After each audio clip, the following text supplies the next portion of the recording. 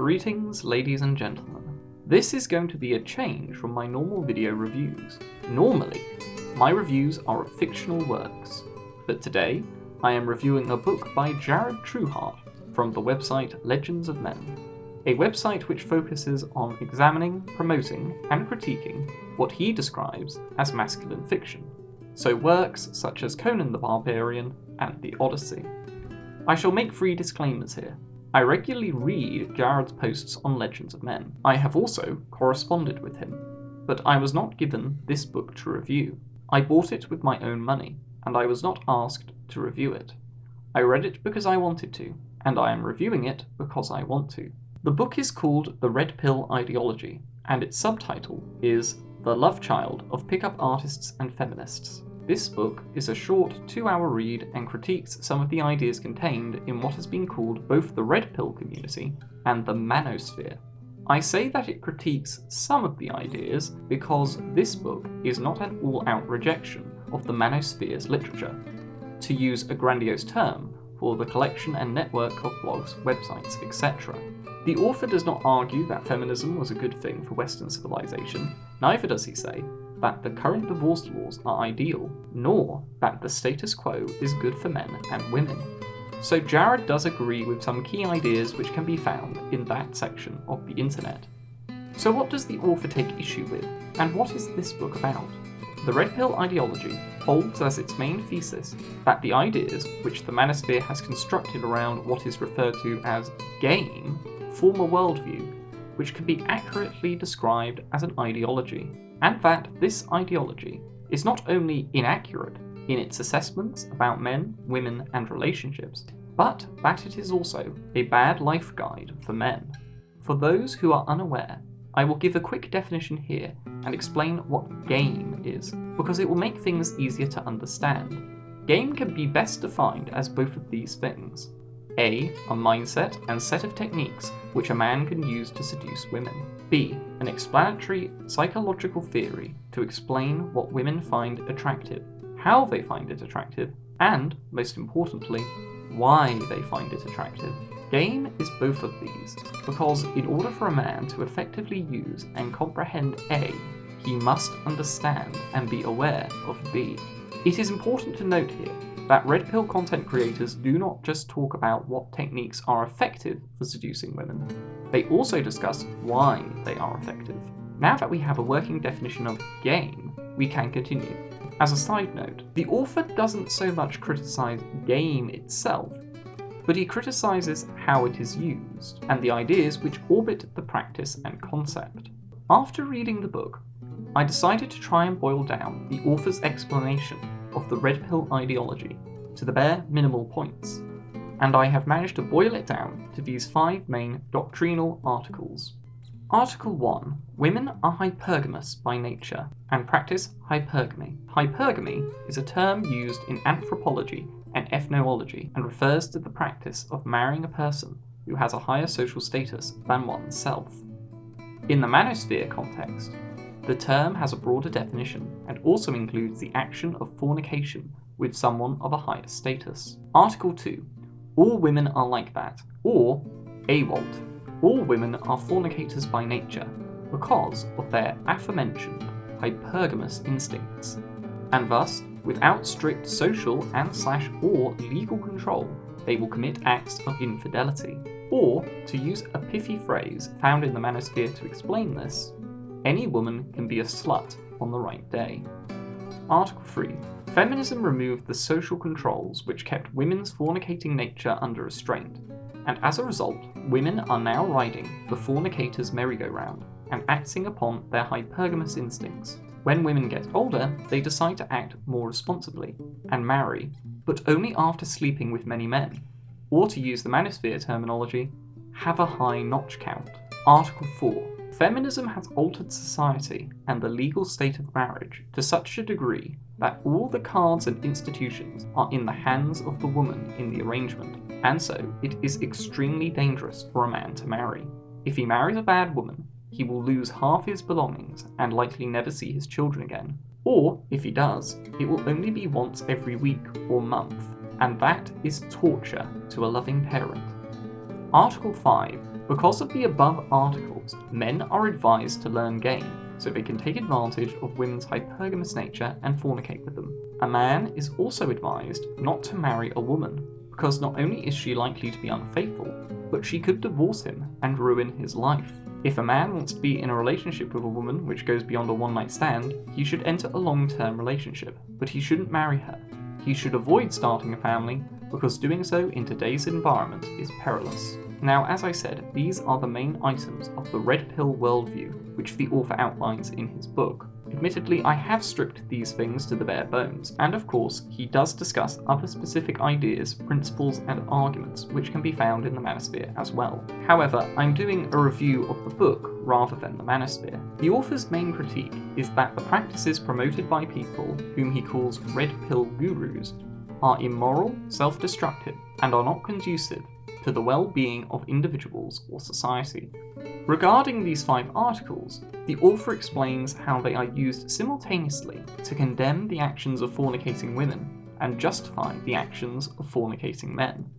Quote, Red Pill men criticize women for their promiscuity while engaging in promiscuous behaviours with the very women they criticize. Any number of excuses are given to justify this obvious hypocrisy, such as, if she isn't doing it with me, she's still going to do it with someone else.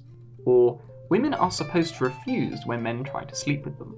Or, if I don't pursue sex with a girl right away, she'll think I'm a beta male who just wants to be friends. Some or all such justifications may be true in and of themselves, but they do not legitimize the hypocrisy of criticizing promiscuous women for enabling their own promiscuity. In the previous chapter, The Self-Defining Worldview of the Red Pill, he writes, when Red Pill men lament the lack of women they believe would make good wives and mothers, they blame the feminist you go girl attitude towards promiscuity. Does a community of men who've dedicated themselves to understanding female psychology so that they can exploit it for sterile, promiscuous relationships bear any responsibility for the lack of good wives and mothers they perceive? And even earlier in the chapter, he states how Red Pill men feel they can't change any of the injustices, both real and perceived, in society caused by feminism and progressivism. Quote, so they seek hedonism and materialism. In doing so, they validate their Red Pill beliefs, as they spend their lives in the sexual marketplace where women practice hypergamy. Their reflexive impotence compels them to participate in the sexual marketplace, thereby strengthening it. While reading these paragraphs of the book, I was reminded of Rushdie's article, Casual Sex Creates Guilt, wherein he writes, at the height of my casual sex phase, when I was sleeping with numerous women per year, I was also attacking feminists and sluts with a level of hostility that I wouldn't use today. Why was I so heated and angry while receiving bountiful sexual pleasure? Shouldn't I have been praising the type of woman who gave me commitment-free sex? It took me a long time to realise that attacking those women was a way of relieving my guilt from sleeping with other women. I learned that guilt is the worldly debt you must pay when you sleep with strangers, along with many other activities you perform that are normalised in modern society. That guilt is then projected outwardly onto others as anger, distrust, frustration, and hatred. Coming back to the review itself, however, the author goes on to deconstruct the reasoning which led to some of the axiomatic presuppositions already outlined, such as Article 2, all women are like that. Quote, even many of the Red Pill assertions are self-fulfilling. For example, there is a Red Pill assertion that any woman can be a slut on the right day. One way this assertion fulfills itself is in the sexual marketplace. Pickup artists seduce married women in nightclubs or bars and have sex with them within hours. The Red Pill assertion is validated by the married woman's infidelity with an alpha male. The flaw in this rationalization is that the married woman was in the sexual marketplace, as seen by her promiscuous behavior in the nightclub. She was there to actively participate in a market that exchanges casual sex and sterile promiscuity. She wasn't any woman. She was the pickup artist's target demographic for enjoying the decline. All that the Red Pill man has established by enabling her adultery was that any slut can be a slut on the right day. A few more Red Pill beliefs amount to self-fulfillment in practice. Women want short-term sexual relationships with alpha males. Any woman can be a slut on the right day. all women are like that. AWOLT. Some of these pickup artists and red pill men spend years specifically identifying what attracts and arouses women, and embodying what they have identified. In other words, they spend years trying to be a man that arouses a woman's temptations. They then pursue women who do not participate in the sexual marketplace and seduce them. Pickup artists even developed specialized seduction techniques to use on women in long-term relationships. These women were targeted because they were participating in the sexual marketplace, i.e. they didn't frequent nightclubs. I think it is clear from the context of this sentence and the last sentences as well that the author meant they were not participating in the sexual marketplace. Nevertheless, we shall continue. They were the wives of armed service members, police officers, EMTs, and firefighters. Pickup artists actively targeted these women because their boyfriends or husbands worked late nights and the women were susceptible to temptation even though they didn't seek it. Pickup artists exchanged notes on best practices and seduction techniques to excel at seducing these women. At best, this behaviour from pickup artists was Machiavellian. At worst, it was sociopathic. Several questions arise. How long can a woman resist temptation, specifically tested and designed to arouse her? How long must she resist those temptations before she is not deemed a slut? If the alpha male seduces her and leaves, did she really want a short-term sexual relationship? Or did she have sex with him because she wanted a long-term relationship with an alpha male? How long can any human resist temptations tailored to pique their attraction? None of the questions are asked to justify the behaviours of promiscuous women. They are asked to test the red pill assertions for truth. He also questions whether the ideas behind the manosphere's conception of hypergamy can be tested or proved. Quote, red pill writers and speakers love the word hypergamy. Rollo Tomassi writes and says it as much as possible. Hypergamy is a sexual strategy in which one mates with or marries a sexual partner of a superior class. Amongst red pill types, it most commonly refers to a woman's natural inclination to disregard her current boyfriend/husband when she can mate with a superior man. The theoretical basis for this behaviour is biological. Women want to mate with men that have superior genes so that they may produce superior offspring. Knowing what we know about behaviours, let's examine the theory and see if it holds up to scrutiny. If a woman cheats on her boyfriend and dumps him for a superior man, how will that affect her relationship with their mutual friends? If the purpose of the evolutionary mechanism that spurs hypergamy is to produce superior offspring, it stands to reason that women would exhibit more hypergamous behaviour when they're not on birth control. How often is that experienced? Women on birth control absolutely perceive that they cannot get pregnant. This should, according solely to theory, eliminate hypergamous behaviours in all women on birth control. Would this hypothesis hold up to testing? Does it hold up to red pill wisdom? How does a woman know if she is getting a biologically superior man? What does she perceive about him that makes her risk losing her current boyfriend/husband? Assuming she mates with this biologically superior man and is impregnated by him, how has she secured a commitment of resources from him?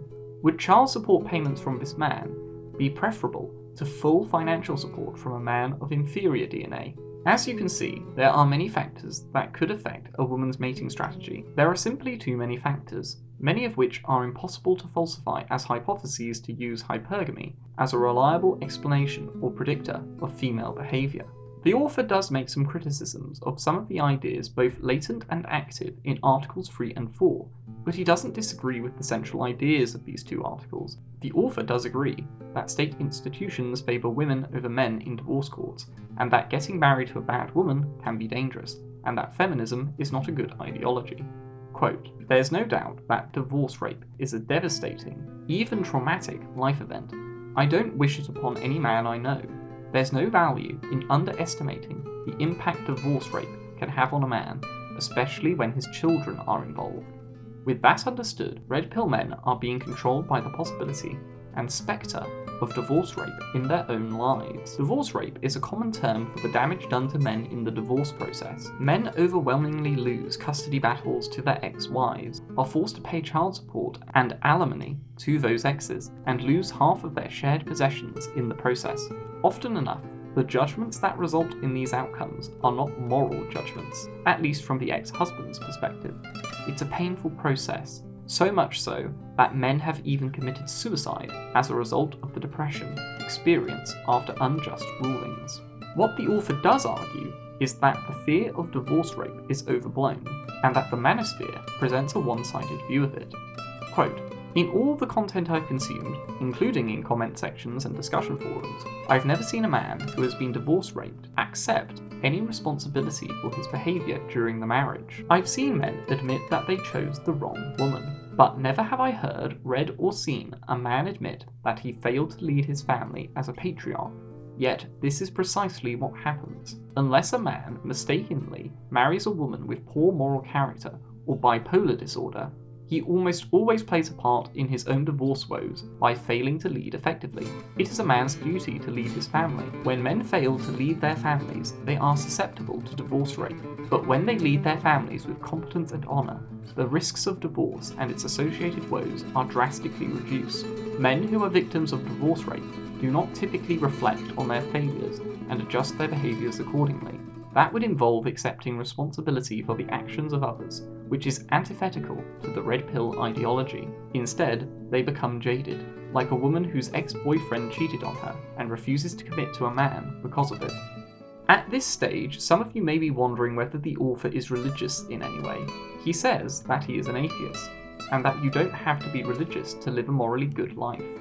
Before I discuss my thoughts and criticism of the book, I must mention some of the book's critics from the manosphere. I've already shown that Rollo Tomassi is mentioned in this book.